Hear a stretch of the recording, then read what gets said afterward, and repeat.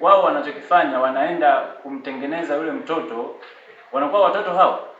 Japo ni ngumu kunielewa, lakini unielewe hivyo hivyo. Wanakuwa watoto hawa wawili. Mtoto mmoja anakuja shule, wanayemtaka wao wanabaki nyumbani. Kwa maana gani? Wewe utakapokuwa na yule mtoto unamfundisha yani vizuri tu, lakini kile unapomfundisha, kile unachokifundisha kinaingilia huku kinatokea huku. Maana yake ni nini? Kwamba ameangalia kwamba yeye wakati anataka mtoto alimpata, lakini kwenye mahitaji ya shule hataki yule mtoto asome, na ile jamii yake kwenye mila zao tayari wanawatumia wale watoto kwenye shughuli zao za kiganga. Maana asilimia kubwa huku waganga ni wengi kuliko wachawi. Sasa basi, ikiwa ni hivyo, hao watoto wadogo ndio wanaotumika kuchimba dawa kama hamjui.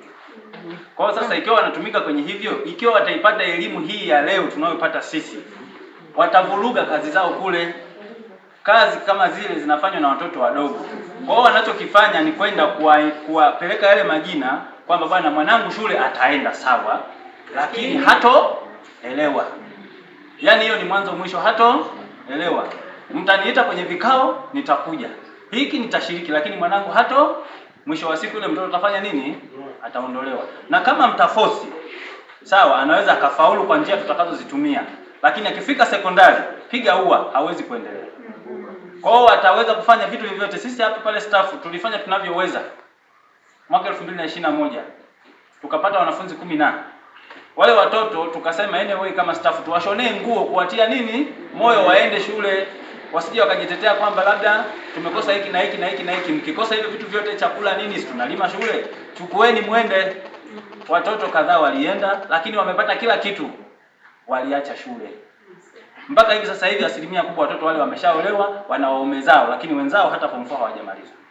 Lakini alichopanga mzazi yeye, wewe mwalimu hata ufanyaje? Kule wanachokifanya, kwa mfano sisi tulijitolea kipindi hicho tukasema tunaanza kufuatilia mwanafunzi kwa mwanafunzi. Kwa nini hawaji shule? Ikatokea kwamba ikitokea tunamfuatilia msichana, tayari unapewa jina huyo ni mchumba wake. Kwa hiyo hata sogea mtu yeyote isipokuwa wewe. Ukienda tu tayari kaja mchumba wake. Hata wazazi pale wanaondoka, kaa nao wewe mwenyewe. Unaona?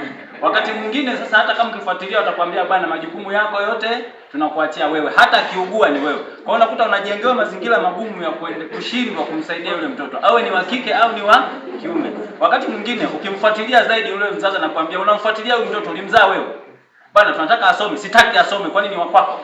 Kwa hiyo unakuta sasa mnapofikishana ni pabaya. Ukimpeleka serikalini wanaenda kumalizana juu kwa juu. Kesho tatizo linaendelea.